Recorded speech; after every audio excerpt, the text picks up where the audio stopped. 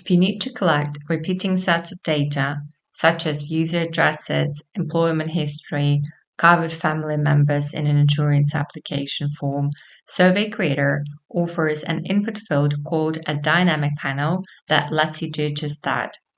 In this video, we'll walk you through how to set up a form section for collecting repeating data that allows the respondents to clone input groups dynamically based on the number of data entries they wish to provide. In this example, I will create a section to collect users' previous addresses as a part of a background check consent form. So to create a group of repeatable fields, we simply need to add a dynamic panel to our form and assign it with a name, which is essentially panel ID, and then a user-friendly visible title that will be asking them to list all the addresses they've lived at over the past 10 years. And each panel entry will represent a single address, and to add a note that there shouldn't be any gap in time, we will use the panel description setting.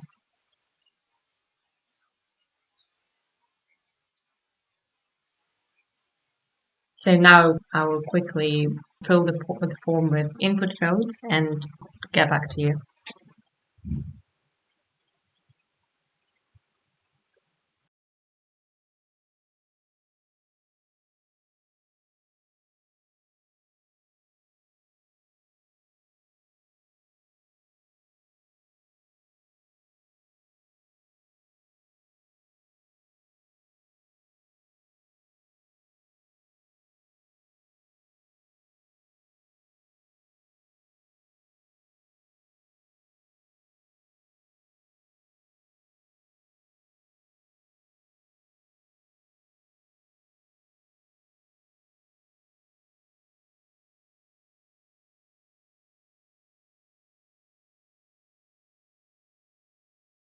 As you can see, besides the address details such as street number, postal code, country, city, etc., we will also ask the user to provide the date they lived at each location.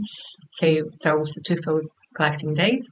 And to indicate to the user that the first panel should contain the most recent data, I've set a default value for the to field using the today function. And the default value expression here essentially says if the panel index is 0, yes, please note that we use zero-based indexing. So if the panel index is 0, then assign today's date, which is the date a respondent is filling in the form. And then if the panel index is anything other than 0, then leave it blank.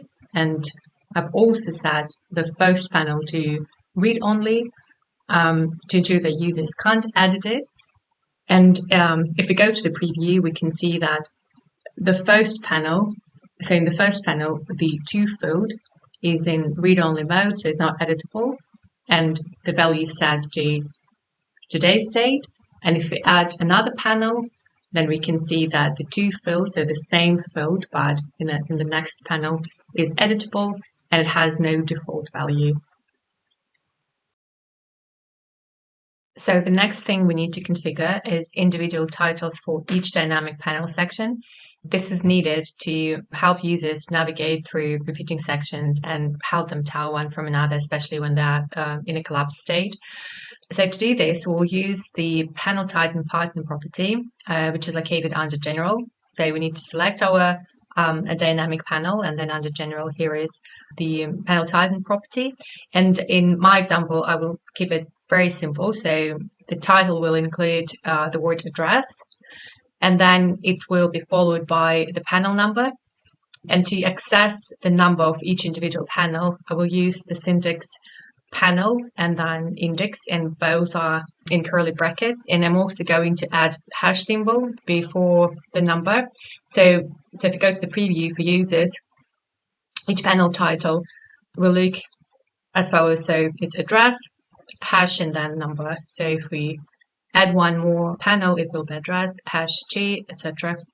Now let's configure how our repeatable form groups are displayed. So Survey Creator offers 3 display modes. They are list, carousel, and tabs.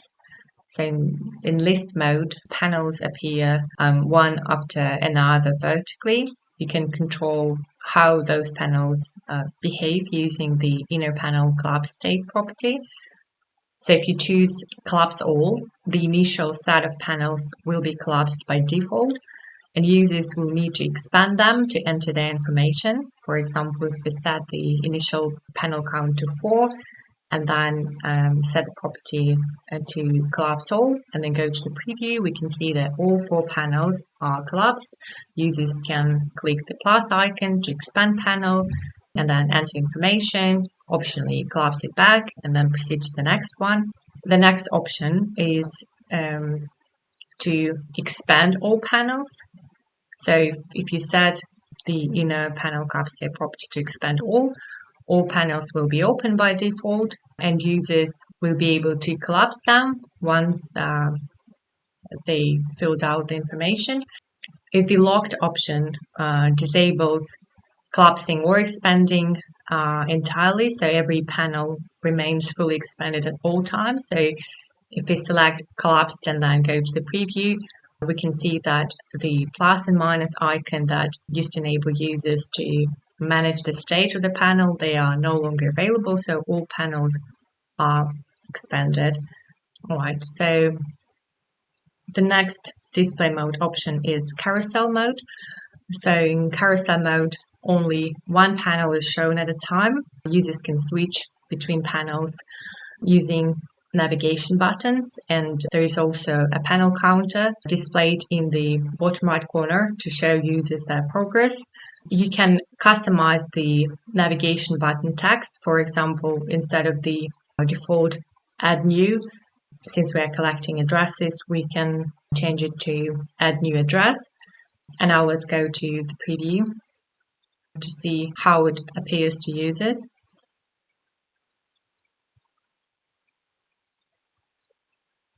Right, so the final display mode option available is tabs.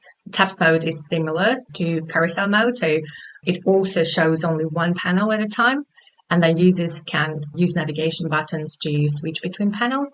But tabs also allow users to navigate through using clickable tab titles, and those tab titles are customizable. So apart from the panel title that we configured earlier, for each panel entry, we can also add additional titles for each tab. So if we change the tab title pattern to, say, address, and then instead of hash, we'll use the number symbol, and then we will keep panel index. And then we go to the preview to compare those. So as you can see, the panel title appears on the left, and then we also have tab titles center-aligned. You can, for example, use numeric values only in your tab titles just to keep them compact, and then use more descriptive titles with longer dynamic values for each panel entry. And then Survey Creator also allows you to customize the alignment of those tab titles using the tab alignment property. So if we left align it just to make it more consistent with the panel titles, or you can right align them. It's completely up to you. A few more properties I'd like to cover in this tutorial let you control how many repeatable sections users can add within a dynamic panel question. So let's switch back to list mode and configure initial panel count, which sets the number of panels visible on load.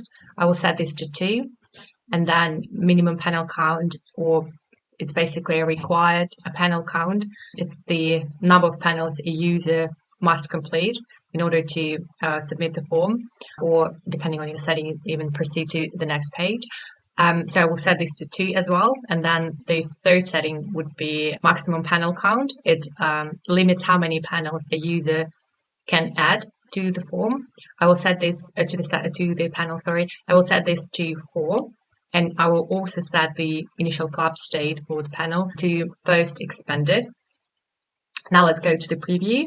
And as you can see, 2 panels are displayed by default, and the first one is expanded as we configured it using the inner panel collapse state property. The user can add up to 2 more panels, and once the maximum of 4 is reached, the add new address button becomes unavailable.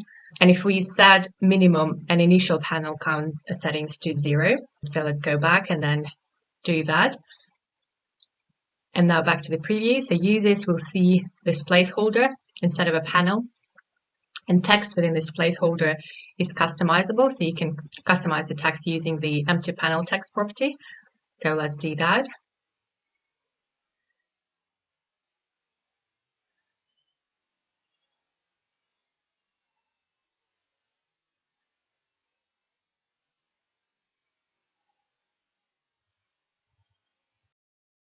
Let's go back to the preview and see how the text, our custom text, appears to users.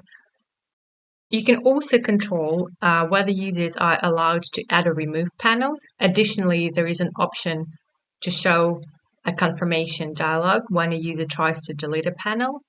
So let's enable this option and add some custom text to the pop-up.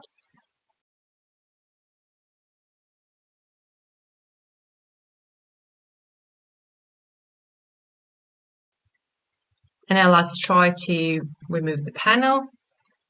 And here is our custom confirmation dialog.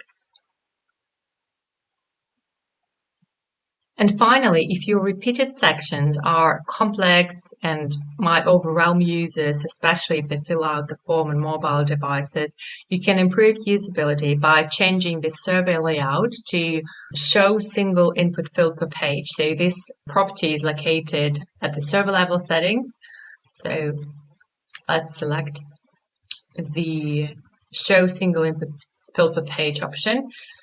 And when this setting is enabled, the form goes through all the fields in the section one by one until a user completes the entire data set. And after that, user can either choose to add another set of data or move to the next question outside the panel or outside the section, if there are any. Alternatively, they can just submit the form. And unlike the carousel or tab modes, which only show one section at a time, the single input per page mode shows one question at a time within each repeated section. So this way, users, you can help users stay focused and go through the section step by step, and which is especially helpful when repeated sections contain multiple questions, like in our case, or even in more complex scenarios. There are plenty of additional settings that you can use to make repeatable question group even more user-friendly and intuitive. For example, you can enable question numbering. You can add the title alignment for all questions inside the panel. You can configure where your validation error messages appear. If you haven't integrated Survey Creator component into your application yet, we offer a free full-featured demo on our website. You can build and test your form right there. We don't even require registration for you to get started. You will find a link to the demo in the description below. Thank you for watching, and if you have any questions, feel free to ask them in the comments or in our tech support forum.